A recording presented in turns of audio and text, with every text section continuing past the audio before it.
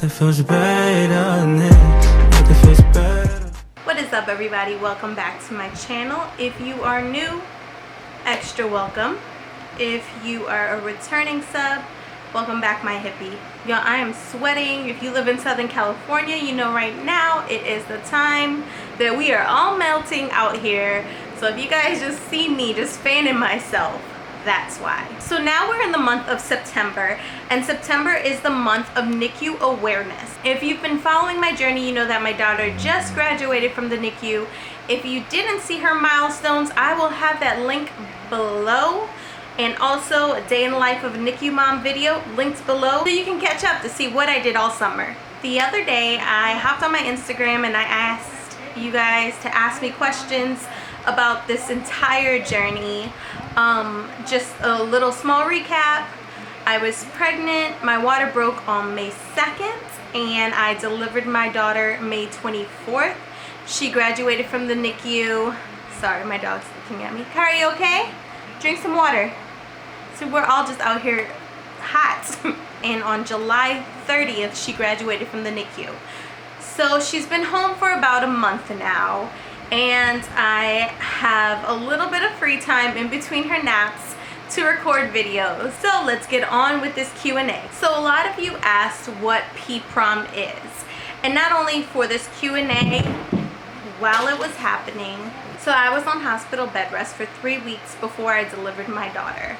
And even when I was posting on Instagram, everyone was asking what P-Prom was, because I was posting a lot about P-Prom awareness. So P-Prom stands for the preterm premature rupture of membranes.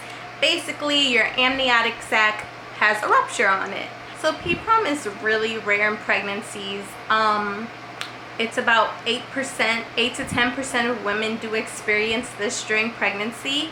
And I want to say unfortunately, but my journey has been such a beautiful experience. I'm not saying unfortunately. So I was going to say unfortunately, I was one of the 8%. But yeah, so I had P-Prom. On May 2nd, my water completely ruptured. The week before that, leading up to that, I was experiencing a little bit of fluid leaking, and I wasn't sure. Like, I was like, am I peeing on myself, or is this my water?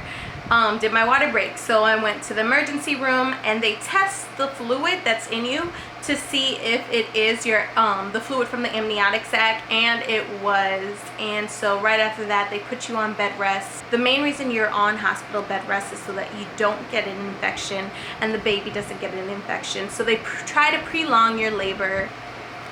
Sorry guys, motherhood calls. And before I get mom shamed, the reason why Livy is necky, because it's so hot, huh mama? It's so hot in here. So she's just gonna chill with us while I answer questions. Hope you guys don't mind. You want to chill, or you want me to lay you in your crib?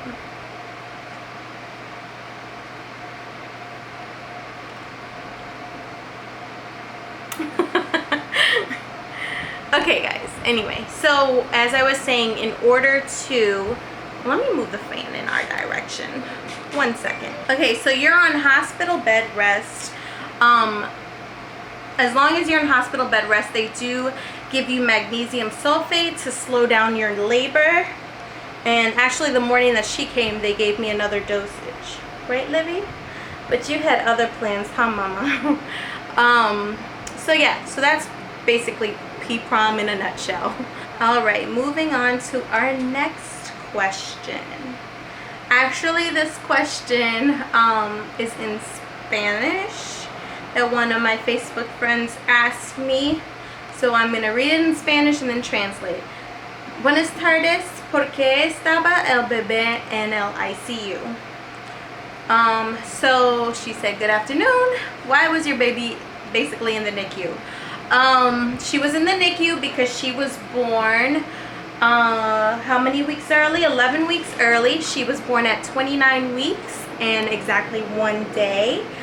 And the reason why she was in the NICU is so that she can grow, and so that they gave her the proper medication for her to grow and be this healthy, this 9-pound baby.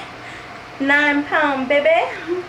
Let's see, and basically that's why she was in the NICU, because she came early. And she came early because I experienced pre-prom, aka my water broke early at 26 weeks. So, yep, that's the journey, huh, mama? Alright, so guys, I've decided to only answer like 10 questions. I'm answering like the most important questions. So, the next question is, let's see, how many days were y'all in the hospital and how did you not go crazy? So I was in the hospital 3 weeks and Livy was in the hospital 67 days. Total, I was in the hospital, because I was in the hospital every single day with her.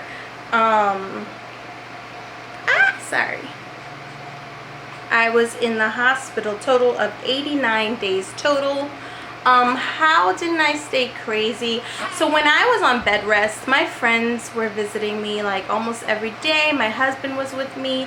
The nurses become like your friends. I had my friends from back home send me coloring books. What else? I don't know. I was just like, I knew mentally that I was in the best place for her, so I didn't go too crazy. And then also, while I was on bed rest, we also had groups on our floor, so I was able to make mommy friends, and we had a lot of activities when I was on bed rest. We had painting, knitting, what else did we have? An emotional support dog come visit. So I was definitely busy. And then the 67 days that she was in the NICU, I didn't go crazy because it was like tunnel vision. Like, I knew that she was supposed to be there and it wasn't as bad. Actually, there's some days that I miss it. Like, as they say, like, you know, you're supposed to enjoy the journey that you're dealt with. And I honestly did. I mean, of course there were the ups and downs, but I did see that that was a question. So moving on to the next question. Someone asked, what was the hardest part of this whole journey? And then there's another question that's very similar to it. Where is it? What was the hardest part of being in the NICU? So I would say the hardest part definitely was not being able to bring Olivia home every single night. And I would get home, oh, she's smiling. I would get home, my husband would get to the hospital like at 9 o'clock. Once again, I'm plugging in Life of a NICU Mom video. If you haven't seen it, it's linked below, so you can see what we did every single day.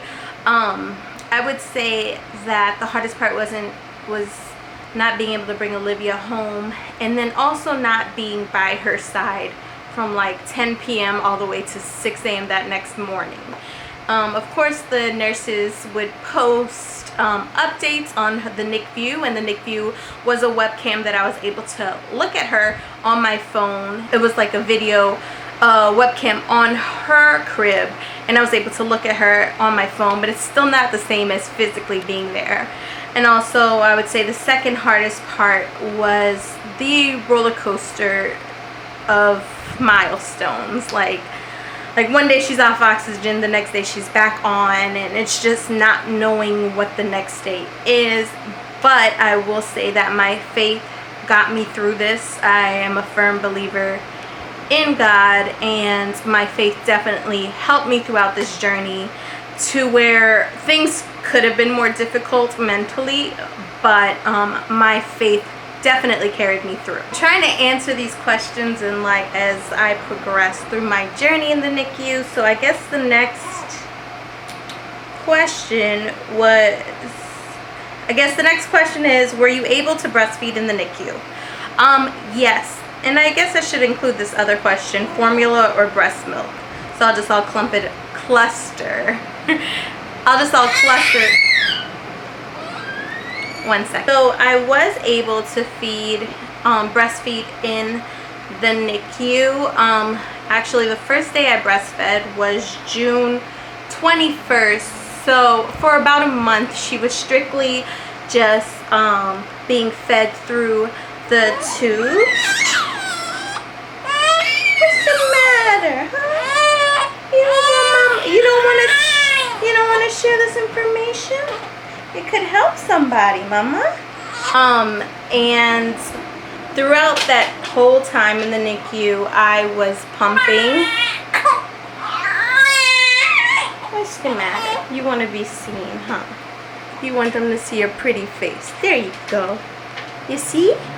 You see? So yeah, so I was pumping, and actually it was like every other feed. So she was fed every 3 hours. So I would do probably like 2 sessions breastfeeding and the other bottle feeding once she started bottle feeding in July. But now, okay, so as she's been home for about a month, I'm doing formula now. In the end of July, my second cycle came. Like, my cycle restarted in June, which is super quick after giving birth, I think. I didn't expect that. So in July, when my cycle came again, my milk supply started running low. And so I was pumping even more. Easy to do in the NICU because the nurses are taking care of her. So I had a lot of time to spend pumping. And as soon as I got home, I was getting in the routine of taking care of Livy. While my husband was at work, I tried pumping, I tried feeding. It's just, honestly, it just took too much energy from me. I wasn't sleeping. I was literally, and she had reflux, so I would like feed her, and then I would have to hold her up straight for an hour, and then I would have to pump, and then do that cycle over and over again to where I wasn't getting any sleep at all. So I decided to just stick with formula. She's gaining weight, she's healthy, she's happy. Her reflux isn't as bad because apparently mommy was drinking too much caffeine and not enough gluten-free items, and that was bad for Livy's reflux. So the next question is, let's see, were you prepared to be in the NICU so long? So when I was on hospital bed rest for PPROM, every day the doctor would come in and be like, hey, another day that you're on bed rest is 3 days, it's cutting 3 days short of your NICU stay. And while I was on bed rest, they also gave us a NICU tour, and they were telling us like, hey, if she's born at this week, she'll spend probably this amount of time in the NICU. So they also told me it's most likely she'll go home on her original due date, which she ended up coming home like about a week before her original due date. I did feel prepared in the sense that I knew that she would be in the NICU. Like, she's born at 29 weeks. They did give us a NICU tour. Once my husband and I took that tour, things actually felt better. Like, I felt like, okay, it's not as bad as I thought it would be. And every time I saw like the women that were on hospital bed rest doing the NICU tour, I would just, talk to them a little, inform them, like, I know this looks scary, like, our babies are attached to all these wires, but the staff here is amazing. There's no place better for our babies to be. Did you sleep overnight with Olivia? Actually, right before you are released from the NICU, you're supposed to have a huge slumber party, and the nurses aren't in that room, and they just basically want to see if you can handle your baby. But unfortunately, I don't know why they didn't offer that to me, my husband, but it was fine. We were so ready for her to come home, so we were like, okay, we could skip the sleepover. We're gonna have a real life sleepover for the rest of our life. The last question is, what's it like having her home versus the hospital? Guys, I'm sorry, this always happens. My camera died, and Livy doesn't really want me to sit down and record anymore. And it's Livy's world, huh, Livy? But so it is completely different now that she's been home a month. We have our own little routine going on. But the first night, I'll be completely honest, my husband and I were like, now what? We actually called the NICU and we were like, is there any way we can bring her back? Because I don't think she's ready. True story. Because she wasn't sleeping. No, actually, she was just sleeping. She wasn't wanting to eat. Huh, Livy? But now look at this chunker. That's all she do. She eat, she eat, she eat, she eat. Huh, that's all you do. But yeah, so it is completely different because you have the nurses at your bedside like 24/7, and the doctors, like everyone's there. So that first night's definitely the most difficult night because it's like, okay, literally my husband and I didn't sleep. We just stared at her sleep to make sure she was breathing. And then at home you don't have like the machines that you have in the NICU that monitor her heart rate, monitor her lungs, monitor her breathing. So it's completely different. But now we're used to it, huh, Liv? We got our own little routine, huh, partner? We have our own little routine, huh, baby? So thank you guys so much for asking these questions. I'm sorry I'm cutting this video a little short. As you can see, I have my hands completely full. But I enjoyed filming this video, and it is NICU Awareness Month. So I kind of want to like post more NICU awareness videos if Livy permits me to do so. And it's good for people to share their NICU stories because it's very helpful. Like in the beginning of when I was on bed rest for PPROM, I was looking up all these NICU stories and see how babies have been progressing, and it's definitely helpful. So if you are a NICU mom, definitely post your journey. Message below if you are, and thank you guys for watching. Bye. Okay, so I lied. I have one more question, and it is, what did water therapy help with while in the NICU? So water therapy / hydrotherapy is kind of like physical therapy for premature babies. It is used to promote brain development and motor patterns in babies if they're born earlier than 32 weeks. It's used to help them strengthen their arms, legs, and core muscles. In a way, it helps with fetal development and helps them like develop the tuck position and gain motor skills. And also the soothing warm water is very relaxing for babies in early stages. I absolutely loved when she had her water therapy. She ended up being way more relaxed, and it kind of reminded her of the womb. Once again, thank you guys so much for watching. Make sure you give this video a thumbs up and make sure you subscribe if you haven't. Later.